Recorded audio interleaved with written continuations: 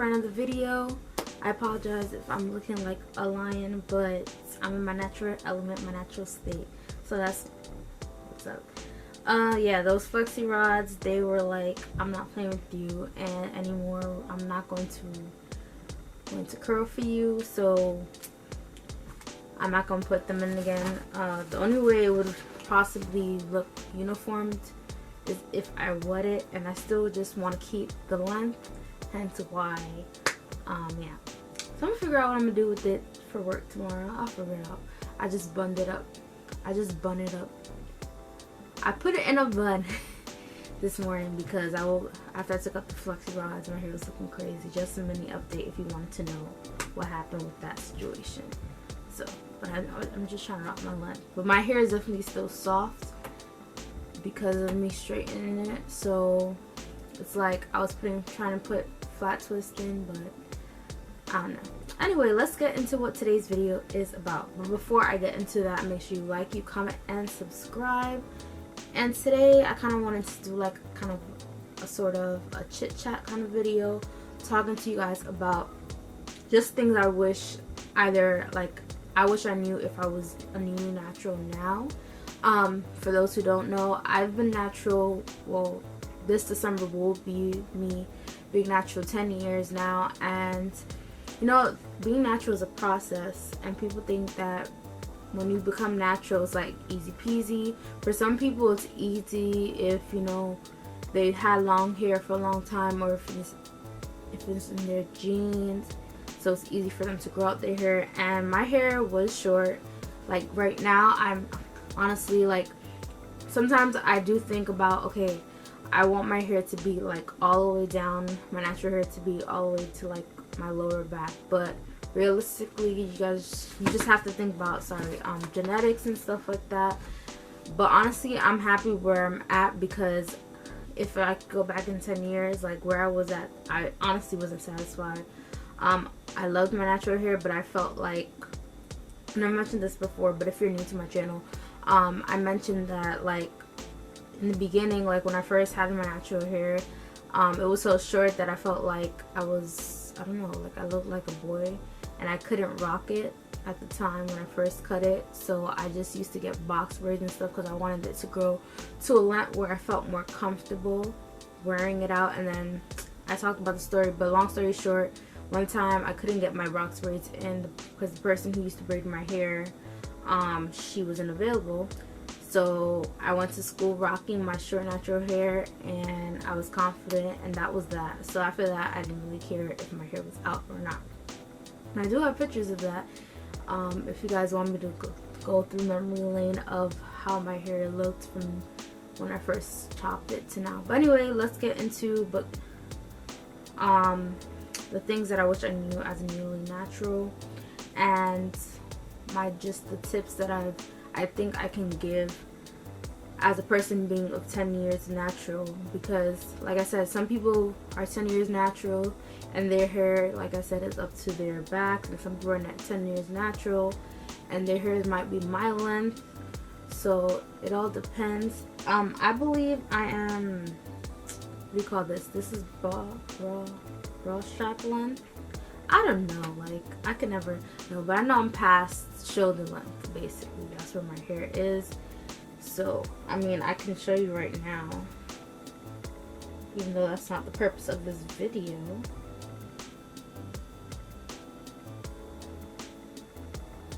Well, I'm wearing a sweater, so it's not even going to be accurate, but my hair is somewhere down here when it is fully stretched out, because you know, shrinkage is inevitable.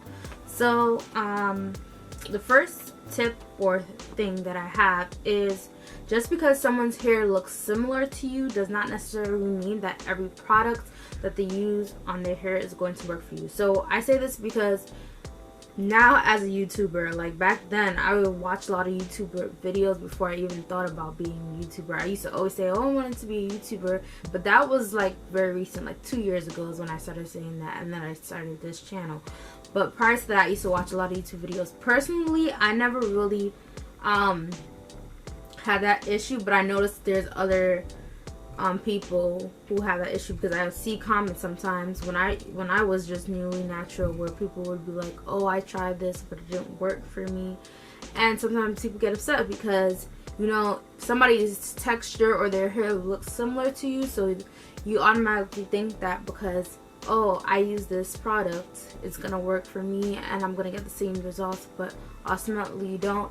And you know, we kind of have to get out that thing. So I feel like as new people who are still becoming, because every day honestly I feel like a lot of people in the natural are onto the natural hair movement and just embracing their froze and stuff like that, but there are still some people who are still becoming natural every day, I feel like. And you know, sometimes they're probably not comfortable. Like I said, how originally when I first became natural, I wasn't fully comfortable. So I feel like, you know, you go to somebody's channel that you see their texture looks similar and you're like, oh, you know what, let me try their tips, because maybe that is gonna help, you know, help me get this bomb style on my hair.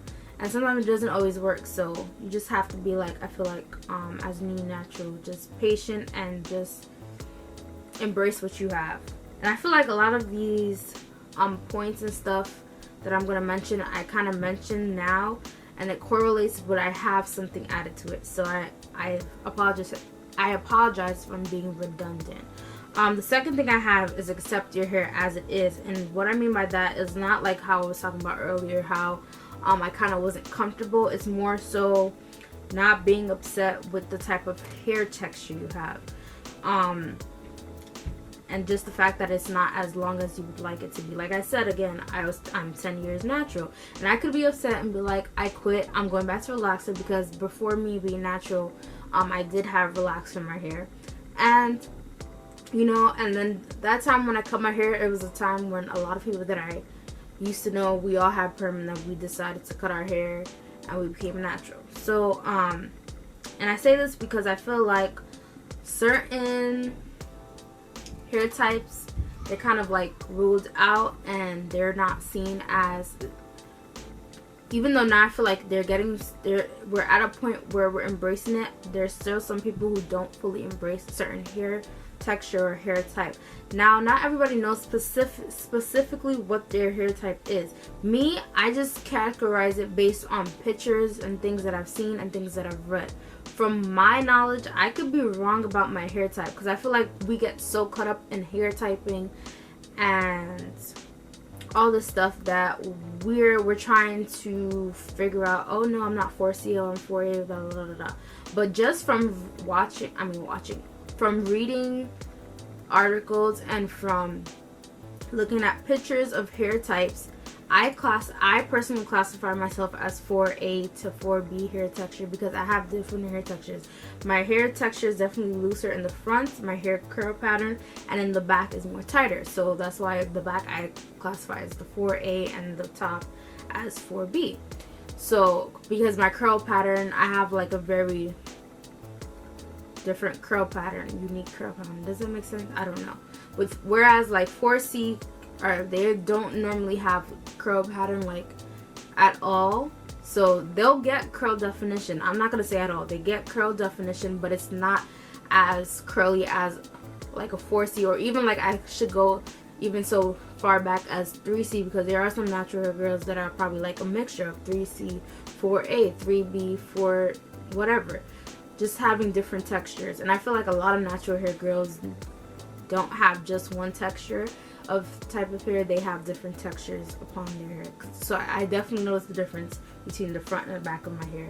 The back of hair is seriously like different and front than the front. So I know that. It's just a matter of knowing kind of like what type of hair. And then I also classify my hair as high porosity, only because of the characteristic traits of high porosity hair. I did the test before. I don't even know if those tests work. But just like I said, the characteristics for me, I know that like my hair needs more moisture all the time. It's easy for moisture to get in, but it also leaves pretty quickly. So I might have to moisturize my hair more often than a low porosity hair person would have to. It's just about reading characteristics. So yeah, it's just different stuff. But I like I said, accept your hair as it is, but also kind of know what your texture is, but you don't need to know, like, don't get too caught up in it either, because I feel like when you get caught up in all of that, then you're like, oh well, my texture is whack, oh this and that and the third. Like, you should just love your hair however it is. It doesn't matter, oh you have 4B, oh you have 4C, 4A, 3B, whatever it is. Just embrace it and just cherish what you got, because at the end of the day, nobody's the same. And even if your hair texture looks the same as somebody, nobody's hair is absolutely not the same. Just like you don't have the same face unless you're identical, of course. But even identical twins have different personalities and everything that makes us unique. So just be accepting of what you have. It doesn't matter what hair type, what type of this, what type of that. If it's long, if it's never gonna grow. And like the thing with the growth, honestly, genetics does have, people say it all the time, but I feel like genetics does have a play in how your hair grows. How you take care of your hair definitely has a play on how your hair goes. And I know that for sure, because like I've said before, like I cut my hair in April and I was like, ooh, shouldn't have cut my hair, but my hair grew back. Now I feel like my hair stops at a certain length, but that could just be me in my head. Like, I just feel like it has stopped to a certain length when it grows. I don't know, you know, I'm still, and I feel like in your natural hair process, you're always still learning. So there's never like, you're not fully set, like, oh, I know all the things that there is to my hair. You're always trying something. You're always trying to figure out what is it that works for your hair, I feel like. Number 3, this kind of ties in when I was talking about the first one, that you don't have to buy every product YouTubers recommend. And I say this because, like, me as a smaller YouTuber, like, I'm not that big known, but I know that sometimes there are certain products that I see and I'm like, oh, that's cool and everything. But I personally, like, I'm just gonna put it out there, some of the newest products that just came out was Pattern Beauty by Tracy Ellis Ross. Now, I've been hearing mixed feelings about it, and that's one of the reasons why I didn't want to buy it in the first place, because I wanted to see what people had to say about it. For one, that was one. Number 2, her things are selling for like $20 to $25 depending on the type of product you purchase. And then and then I also thought about her hair texture. I feel like she's more in the 3s, and I'm in the 4 section, and I don't know how she tested it, but from what I've seen, a lot of people are saying in the 4 hair community that this product doesn't really work too well for them. So, you know, that's something that I personally wouldn't spend my coins on, because it's like, I understand that it's a trend and stuff like that, but we get too caught up in the trends and stuff sometimes, and then we waste money on something that doesn't work for us, and then you get what I'm saying. So sometimes, I mean, it is okay to try, like sometimes I want to try stuff, but I'd rather stick with certain things that I know that's gonna work for me. At least I know that's gonna work for my hair, and it's gonna do what I need it to do for my hair. And also the other one was Mono's hair. I've saw like pretty good reviews of that, but like for me personally, the reason why I haven't dipped into that trend of purchasing the line is because I just got too much natural hair products to begin with, just from my Shea Butter and then other stuff that I probably tried, or if I was in things that I've purchased because I've seen people talk about it. So I feel like I need to finish using those other products before I just go and try other stuff. Because before, like when I first became like a newly natural, I feel like I was pretty simple in the things that I used. Now, like I kind of dibble dabble in different things that I want to try. So that's like my whole point of just not buying. Just don't be excessive. And I have a whole video of my natural product stash. I got a lot of stuff. It's like a 20-minute video. If you want to see those products, you can. I'll link that video at the end as well. So, but yeah. The 4th, I kind of already touched base on this. So I'm not going to really mention it again. It's just about knowing your hair type and not getting too crazy about it, but just having an idea of what the characteristics of your hair is. So I already talked about that. The next thing I said, I wrote down was find out what products work for you and stick with them. Kind of like creating a regimen. So I'm not fully like, it depends. Like sometimes I feel like when I first started being a newly natural, I was kind of stuck with the same thing because I only used like, so at the time my mom purchased, that was a big thing I feel like too when I became newly natural, a lot of people were using it, was the Jamaican black castor oil line. Now I still have the Jamaican black, well I have the shampoo because I got that from my Shea Moisture Ambassador box, but I used to use the shampoo, the conditioner, the styling cream. I practically used almost everything in that line. That's all we used when I first became natural, right? So like that was something I used consistently, like, and the good thing about it is it has Jamaican black castor, which I know definitely helped in growing my hair because like I said, that was all I was using at the beginning, and my hair definitely, I saw it grow tremendously. So like I feel like when you stick to something, definitely if your hair likes it, keep at it, because I feel like it will help you in the growth stage because you're not dabbling in too many things and too many products on your hair. And the regimen, like I said, for me personally, I wouldn't say that I have a stuck regimen in terms of products. I mean, there's certain products that I use more than others, I'd say that, but I think like in terms of like regimen for me, just kind of taking out products, like for me, something that I kind of stopped doing and then I'm starting to do again now is like, for example, pre-poo. And if you don't know what pre-poo means, that's just like setting your hair with moisture prior to shampooing your hair. And I know that's, like I said, for me, like I know I'm definitely high porosity and I need that moisture, so I think it's always good before to just get my hair moisturized before, especially now in the fall and winter months, just to give my hair that nice needed moisture, so that when I shampoo it and it kind of takes out that moisture, even though I'm going to deep condition after, it just gives me some good strength to keep my hair strengthened, so that when I'm washing it with shampoo, it's not too crazy.